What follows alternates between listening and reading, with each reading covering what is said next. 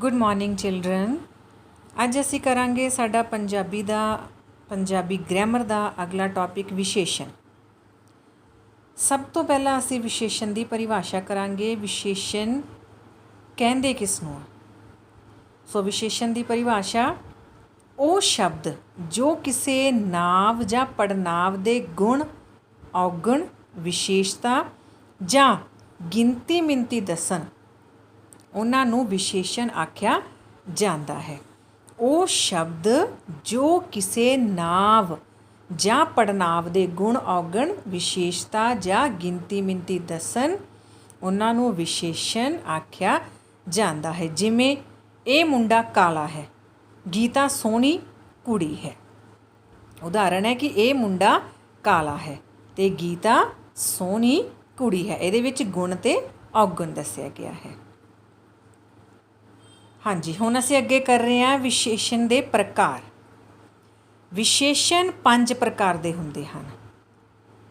Number 1 गुणवाचक विशेषण, number 2 संख्यक या इसका दूसरा नाम है गिनतीवाचक विशेषण, नंबर 3 परिमाणवाचक विशेषण, नंबर 4 निश्चयवाचक विशेषण ते नंबर 5 पड़नावी विशेषण। सब तो पहला साडा पहला विशेषण जिहड़ा है गुणवाचक विशेषण। गुणवाचक विशेषण की परिभाषा इस तरह है, जिहड़े शब्द नाव जां पड़नाव शब्द नाल आके उसदे गुण औगण प्रकट करन। जिहड़े शब्द नाव जां पड़नाव शब्द नाल आके उसदे गुण ते उसदे औगण प्रकट करन उन्हां नूं गुणवाचक विशेषण आख्या जाता है। जिमें पतली कुड़ी, सुंदर दृश्य।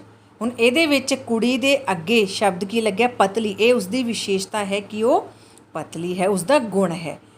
सुंदर दृश्य, दृश्य के अगे किहड़ा शब्द लग्या सुंदर, ये उसका की है गुण है कि दृश्य सुंदर है। गुणवाचक विशेषण दियां अगे 3 अवस्थावां हुंदियां हन। गुणवाचक विशेषण दियां 3 अवस्थावां हुंदियां हन। पहली अवस्था है साधारण अवस्था, दूजी अवस्था है अधिकतर अवस्था ते तीजी अवस्था है अधिकतम अवस्था। पहली साडी है साधारण अवस्था। साधारण अवस्था का उदाहरण है ये किताब वधिया है, जिहदे विच की सिंपल सेंटेंस आपां साधारण जिहड़ा वाक, ये किताब वधिया है। हुण अधिकतर अवस्था किहड़ी है, ये किताब उस नालों वधिया है। तुलना की गई है इहदे विच कि जिहड़ी ये किताब है, जिहड़ी किताब मेरे कोल है वो उस किताब नालों वधिया है। ते अधिकतम अवस्था किहड़ी है, ये किताब सब नालों वधिया है।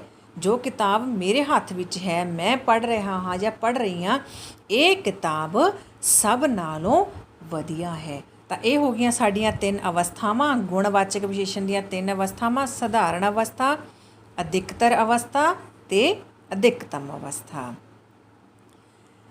दूजे नंबर ते साडा जिहड़ा विशेषण का भेद है वो है संख्यक या गिणतीवाचक विशेषण।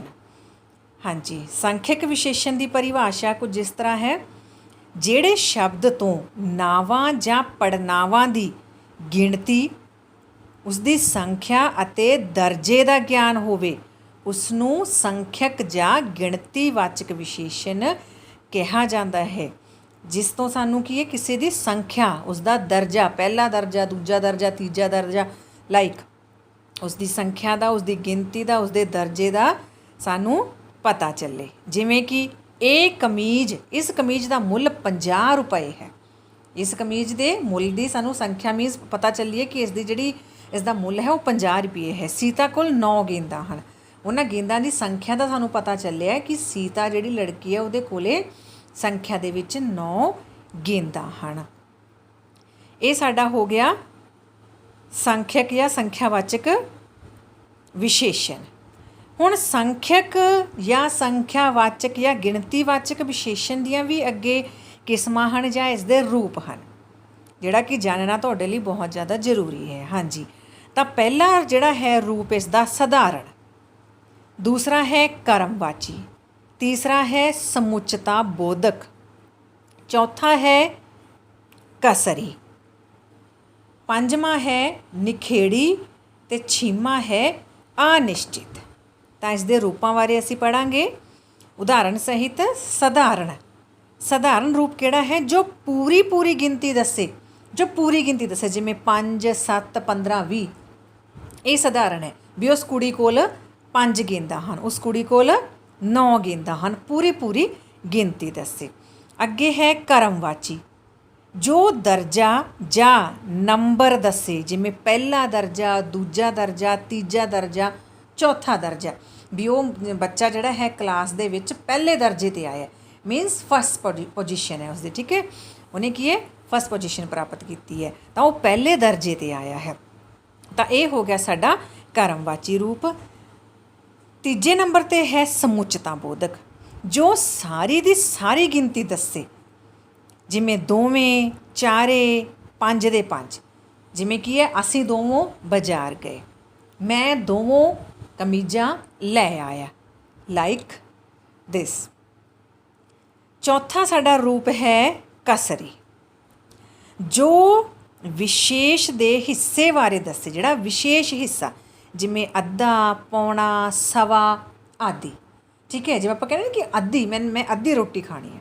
ਠੀਕ ਹੈ, ਜਿਵੇਂ ਕਹਿੰਦੇ ਕਿ ਟਾਈਮ ਜਿਹੜਾ ਪਣਾਈ ਵਿੱਚ ਹੈ ਜੀ, ਪੌਣਾ, ਜਾਂ ਫਿਰ ਸਵਾ, ਟਾਈਮ ਜਿਹੜਾ ਉਹ ਸਵਾਈ ਵਿੱਚ ਹੋ ਚੁੱਕਿਆ ਹੈ, ਸਵਾ, ਅੱਧਾ, ਪੌਣਾ। ਇਹਨੂੰ ਕੀ ਕਿਹਾ ਜਾਂਦਾ ਹੈ? ਕਸਰੀ ਰੂਪ ਸੰਖਿਆਵਾਚਕ ਦਾ। ਪੰਜਵੇਂ ਨੰਬਰ 'ਤੇ ਹੈ ਨਿਖੇੜੀ। ਜੋ ਬਹੁਤੀਆਂ ਵਿੱਚੋਂ ਕੁਝ ਨੂੰ ਨਿਖੇੜ ਕੇ ਦੱਸੇ, ਜਿਵੇਂ 2 2, 4 4, ਜਾਂ ਜਿਵੇਂ ਕਹਿੰਦੇ ਕਿ ਬਹੁਤ ਸਾਰੀਆਂ ਕੁੜੀਆਂ ਇੱਥੇ ਕੀ ਹੈ? ਖੇਲ ਰਹੀਆਂ ਹਨ, ਅਤੇ ਉਦੋਂ ਵਿੱਚੋਂ ਕਿਸੇ ਟੀਚਰ ਨੇ ਕਹਿ ਦਿੱਤਾ, PT ਟੀਚਰ ਨੇ, ਕਿ 2 2 ਦਾ ਗਰੁੱਪ ਬਣਾ ਲਓ। ਠੀਕ ਹੈ, 4 4 ਦਾ ਇੱਕ ਗਰੁੱਪ ਬਣਾ ਲਓ। ਤਾਂ ਇਸ ਤਰ੍ਹਾਂ ਬਹੁਤੀਆਂ ਸਾਰੀਆਂ ਚੀਜ਼ਾਂ ਦੇ ਵਿੱਚੋਂ ਨਿਖੇੜ ਕੇ ਦੱਸਣਾ, ਉਹਨਾਂ ਨੂੰ ਨਿਖੇੜਨਾ, ਅਲੱਗ ਕਰਕੇ ਦੱਸਣਾ, 2 2 ਦਾ, 4 4 ਦਾ, 6 6 ਦਾ ਗਰੁੱਪ। ਫਿਰ ਸਾਡਾ ਲਾਸਟ 6ਵੇਂ ਨੰਬਰ 'ਤੇ ਰੂਪ ਹੈ ਅਨਿਸ਼ਚਿਤ। ਜੋ ਅੰਦਾਜ਼ਾ ਦੱਸੇ ਪਰ ਪੂਰੀ ਗਿਣਤੀ ਨਾ ਦੱਸੇ, ਜਿਹੜਾ ਕੀ ਹੈ? ਸਾਨੂੰ ਪੂਰੀ ਗਿਣਤੀ ਦਾ ਨਾ ਪਤਾ ਹੋਵੇ, ਅੰਦਾਜ਼ਾ ਹੋਵੇ, ਜਿਵੇਂ ਕੁਝ, ਕਈ, ਕਿੰਨੇ ਆਦਿ। ਮੀਨ ਸਾਨੂੰ ਕੀ ਹੈ? ਪੂਰੀ ਗਿਣਤੀ ਬਾਰੇ ਜਾਣਕਾਰੀ ਨਾ ਦੇਵੇ। ਹਾਂਜੀ, ਹੁਣ ਸਾਡਾ ਤੀਜੇ ਨੰਬਰ 'ਤੇ ਵਿਸ਼ੇਸ਼ਣ ਦਾ ਜਿਹੜਾ ਭੇਦ ਹੈ, ਭਾਗ ਹੈ, ਉਹ ਹੈ ਪਰਿਮਾਣਵਾਚਕ ਵਿਸ਼ੇਸ਼ਣ। ਇਸ ਦੀ ਪਰਿਭਾਸ਼ਾ ਇਸ ਤਰ੍ਹਾਂ ਹੈ: ਜਿਹੜੇ ਸ਼ਬਦ ਨਾਂਵ ਜਾਂ ਪੜਨਾਂਵ ਦੀ ਮਿਣਤੀ, ਮਾਪ ਜਾਂ ਤੋਲ ਦੱਸਣ। ਹੁਣ ਇੱਥੇ ਗਿਣਤੀ ਨਹੀਂ, ਉਸ ਦਾ ਮਾਪਣਾ, ਤੋਲਣਾ ਦੱਸਿਆ ਜਾਵੇ, ਉਸ ਨੂੰ ਪਰਿਮਾਣਵਾਚਕ ਵਿਸ਼ੇਸ਼ਣ ਕਿਹਾ ਜਾਂਦਾ ਹੈ। ਜਿਵੇਂ ਰਾਮ ਕੋਲ ਬਹੁਤ ਧਨ ਹੈ, ਠੀਕ ਹੈ, ਤੋਲਿਆ ਗਿਆ ਉਸ ਨੂੰ। ਜਿਵੇਂ ਥੋੜ੍ਹਾ ਆਰਾਮ ਕਰ ਲਓ, ਇਸ ਦੀ ਕੋਈ ਗਿਣਤੀ ਨਹੀਂ ਹੈ, ਇਸ ਨੂੰ ਕੀ ਹੈ? ਮਾਪ, ਇਸ ਦਾ ਮਿਣਤੀ ਜਾਂ ਫਿਰ ਤੋਲ ਦੱਸਿਆ ਜਾਂਦਾ ਹੈ। ਹਾਂਜੀ, ਅੱਗੇ ਪਰਿਮਾਣਵਾਚਕ ਵਿਸ਼ੇਸ਼ਣ ਦੀਆਂ ਵੀ 2 ਕਿਸਮਾਂ ਹਨ, ਇੱਕ ਨਿਸ਼ਚਿਤ ਪਰਿਮਾਣਵਾਚਕ ਅਤੇ ਦੂਜਾ ਅਨਿਸ਼ਚਿਤ ਪਰਿਮਾਣਵਾਚਕ। ਨਿਸ਼ਚਿਤ ਪਰਿਮਾਣਵਾਚਕ ਦੇ ਵਿੱਚ ਜਿਹੜੀ ਉਸਦੀ ਪੂਰੀ ਗਿਣਤੀ ਦੱਸੇ, ਪੂਰਾ ਨਾਪਣਾ, ਗਿਣਤੀ ਨਹੀਂ, ਨਾਪਣਾ ਤੋਲਣਾ ਦੱਸੇ। ਜਿਵੇਂ ਜੋ ਨਿਸ਼ਚਿਤ ਮਿਣਤੀ, ਮਾਪ ਜਾਂ ਤੋਲ ਦੱਸਣ, ਜਿਵੇਂ ਕਿ ਉਦਾਹਰਨ ਹੈ 2 ਕਿਲੋ, 10 ਫੁੱਟ, 5 ਮੀਟਰ ਆਦਿ। ਜੋ ਨਿਸ਼ਚਿਤ ਰੂਪ ਵਿੱਚ ਦੱਸੇ ਕਿ ਹਾਂ 2 ਕਿਲੋ ਹੀ ਸੇਬ ਲੈ ਕੇ ਆਣੇ, ਕੁਝ ਕਿਲੋ ਨਹੀਂ, 2 ਕਿਲੋ, ਪੂਰਾ ਉਹਦੇ ਵਿੱਚ ਦੱਸਿਆ ਗਿਆ ਹੈ। ਫਿਰ ਹੈ ਅਨਿਸ਼ਚਿਤ। ਜੋ ਅਨਿਸ਼ਚਿਤ ਮਿਣਤੀ, ਮਾਪ ਜਾਂ ਤੋਲ ਦੱਸੇ, ਜਿਵੇਂ ਕਿ ਥੋੜ੍ਹਾ ਜਿਹਾ, ਕੁਝ ਕਿਲੋ, ਬਥੇਰਾ, ਜਰਾ ਕੁ, ਬਹੁਤ ਸਾਰਾ ਆਦਿ। ਤਾਂ ਇਹ ਸੀ ਸਾਡੇ ਪਰਿਮਾਣਵਾਚਕ ਵਿਸ਼ੇਸ਼ਣ ਦੀਆਂ 2 ਕਿਸਮਾਂ। ਅਗਲਾ ਸਾਡਾ ਜਿਹੜਾ ਭੇਦ ਹੈ ਵਿਸ਼ੇਸ਼ਣ ਦਾ, ਉਹ ਹੈ ਨਿਸ਼ਚੈਵਾਚਕ ਵਿਸ਼ੇਸ਼ਣ। ਇਸ ਦੀ ਪਰਿਭਾਸ਼ਾ ਇਸ ਤਰ੍ਹਾਂ ਹੈ: ਨਾਵਾਂ ਨੂੰ ਇਸ਼ਾਰੇ ਨਾਲ ਆਮ ਤੋਂ ਖਾਸ ਬਣਾਉਣ ਵਾਲੇ ਵਿਸ਼ੇਸ਼ਣਾਂ ਨੂੰ ਨਿਸ਼ਚੈਵਾਚਕ ਵਿਸ਼ੇਸ਼ਣ ਕਿਹਾ ਜਾਂਦਾ ਹੈ। ਨਾਵਾਂ ਨੂੰ, ਜਿਹੜੇ ਨਾਂਵ ਨੇ, ਨਾਂਵ ਸਭ ਨੂੰ ਪਤਾ ਹੈ ਨਾਂਵ ਕਿਸ ਨੂੰ ਕਹਿੰਦੇ ਨੇ, ਠੀਕ ਹੈ, ਤਾਂ ਉਹਨਾਂ ਨਾਵਾਂ ਨੂੰ ਇਸ਼ਾਰੇ ਨਾਲ ਆਮ ਤੋਂ ਖਾਸ ਬਣਾਉਣਾ, ਉਸ ਨੂੰ ਨਿਸ਼ਚੈਵਾਚਕ ਵਿਸ਼ੇਸ਼ਣ ਕਿਹਾ ਜਾਂਦਾ। ਜਿਵੇਂ ਆਹ ਕੁੜੀ ਕਿੰਨੀ ਸ਼ਰਾਰਤੀ ਹੈ, ਬਹੁਤ ਸਾਰੇ ਬੱਚੇ ਖੜੇ ਨੇ ਅਤੇ ਉਹਨਾਂ ਵਿੱਚੋਂ ਇਸ਼ਾਰਾ ਕਰਕੇ ਦੱਸਣਾ ਵੀ ਆਹੀ ਕੁੜੀ ਬਹੁਤ ਸ਼ਰਾਰਤੀ ਹੈ ਜਾਂ ਆਹੀ ਕੁੜੀ ਬਹੁਤ ਹੁਸ਼ਿਆਰ ਹੈ। ਆਹ ਫੁੱਲ ਕਿੰਨਾ ਸੋਹਣਾ ਹੈ, ਬਗੀਚੇ ਵਿੱਚ ਬਹੁਤ ਸਾਰੇ ਫੁੱਲ ਲੱਗੇ ਹੋਏ ਨੇ, ਪਰ ਕਿਸੇ ਇੱਕ ਵੱਲ ਇਸ਼ਾਰਾ ਕਰਕੇ ਦੱਸਣਾ ਕਿ ਆਹ ਫੁੱਲ ਕਿੰਨਾ ਸੋਹਣਾ ਹੈ। ਨਿਸ਼ਚੈਵਾਚਕ ਵਿਸ਼ੇਸ਼ਣ ਦੀਆਂ ਵੀ ਅੱਗੇ 2 ਕਿਸਮਾਂ ਹਨ। ਪਹਿਲੀ ਹੈ ਨਿਕਟਵਰਤੀ ਨਿਸ਼ਚੈਵਾਚਕ ਵਿਸ਼ੇਸ਼ਣ ਅਤੇ ਦੂਜੀ ਹੈ ਦੂਰਵਰਤੀ ਨਿਸ਼ਚੈਵਾਚਕ ਵਿਸ਼ੇਸ਼ਣ। ਨਿਕਟਵਰਤੀ ਨਿਸ਼ਚੈਵਾਚਕ ਵਿਸ਼ੇਸ਼ਣ ਦੀ ਪਰਿਭਾਸ਼ਾ ਹੈ ਜੋ ਨੇੜੇ ਦੀਆਂ ਦਿਸਦੀਆਂ ਚੀਜ਼ਾਂ ਬਾਰੇ ਦੱਸਣ। ਨੇੜੇ ਜਿਹੜੀਆਂ ਦਿਸ ਰਹੀਆਂ, ਜਿਵੇਂ ਇਹ ਸਾਨੂੰ ਨੇੜੇ ਦਿਖ ਰਹੀਆਂ ਹਨ, ਉਹਨੂੰ ਨਿਕਟਵਰਤੀ ਨਿਸ਼ਚੈਵਾਚਕ ਵਿਸ਼ੇਸ਼ਣ ਕਿਹਾ ਜਾਂਦਾ ਹੈ। ਅਤੇ ਦੂਰਵਰਤੀ ਨਿਸ਼ਚੈਵਾਚਕ ਵਿਸ਼ੇਸ਼ਣ ਜੋ ਦੂਰ ਦੀਆਂ ਦਿਸਦੀਆਂ ਚੀਜ਼ਾਂ ਬਾਰੇ ਦੱਸਣ, ਜਿਵੇਂ ਉਹ ਆਦਿ। ਠੀਕ ਹੈ, ਜਿਹੜੀਆਂ ਨੇੜੇ ਦੱਸਣ ਉਹ ਨਿਕਟਵਰਤੀ, ਜਿਹੜੀਆਂ ਦੂਰ ਬਾਰੇ ਦੱਸਣ ਉਹ ਦੂਰਵਰਤੀ। ਨੇੜੇ ਵਾਲੇ ਉਦਾਹਰਣ ਹੈ ਇਹ ਅਤੇ ਆ, ਦੂਰ ਦਾ ਹੈ ਉਹ ਅਤੇ ਉਹ। ਹਾਂਜੀ, ਨੈਕਸਟ ਹੈ ਸਾਡਾ ਲਾਸਟ ਸਾਡਾ ਵਿਸ਼ੇਸ਼ਣ ਦਾ ਜਿਹੜਾ ਭੇਦ ਹੈ ਪੜ੍ਹਨਾਵੀ ਵਿਸ਼ੇਸ਼ਣ। ਨਾਵਾਂ ਦੇ ਨਾਲ ਆ ਕੇ ਵਿਸ਼ੇਸ਼ਣ ਦਾ ਕੰਮ ਕਰਨ ਵਾਲੇ ਪੜ੍ਹਨਾਵਾਂ ਨੂੰ, ਹੁਣ ਬਹੁਤ ਹੀ ਧਿਆਨ ਨਾਲ ਸੁਣਨੀ ਹੈ। ਦੇਖੋ, ਨਾਂਵ ਅਤੇ ਪੜ੍ਹਨਾਂਵ ਅਸੀਂ ਪੰਜਾਬੀ, ਸਾਡੇ ਵਿੱਚ ਪੰਜਾਬੀ ਗ੍ਰਾਮਰ ਦੇ ਵਿੱਚ, ਵਿਆਕਰਨ ਦੇ ਵਿੱਚ ਚੰਗੀ ਤਰ੍ਹਾਂ ਪੜ੍ਹਿਆ ਹੋਇਆ ਹੈ। ਨਾਂਵ ਕਿਸ ਨੂੰ ਕਹਿੰਦੇ ਹਨ ਅਤੇ ਪੜ੍ਹਨਾਂਵ ਕਿਸ ਨੂੰ ਕਹਿੰਦੇ ਹਨ। ਹੁਣ ਦੇਖੋ, ਪੜ੍ਹਨਾਵੀ ਵਿਸ਼ੇਸ਼ਣ ਕਿਹੜੇ ਨੇ? ਨਾਵਾਂ ਦੇ ਨਾਲ ਆ ਕੇ ਵਿਸ਼ੇਸ਼ਣ ਦਾ ਕੰਮ ਕਰਨ ਵਾਲੇ ਪੜ੍ਹਨਾਵਾਂ ਨੂੰ ਪੜ੍ਹਨਾਵੀ ਵਿਸ਼ੇਸ਼ਣ ਕਿਹਾ ਜਾਂਦਾ ਹੈ। ਜਿਵੇਂ ਕਿ ਮੇਰੀ ਕਿਤਾਬ ਕਿਸ ਕੋਲ ਹੈ। ਦੇਖੋ, ਚੰਗੀ ਤਰ੍ਹਾਂ ਤੁਹਾਨੂੰ ਪਤਾ ਲੱਗ ਗਿਆ ਪੜ੍ਹਨਾਵੀ ਵਿਸ਼ੇਸ਼ਣ ਇਹਦੇ ਵਿੱਚ ਕਿਹੜਾ ਹੈ? ਮੇਰੀ।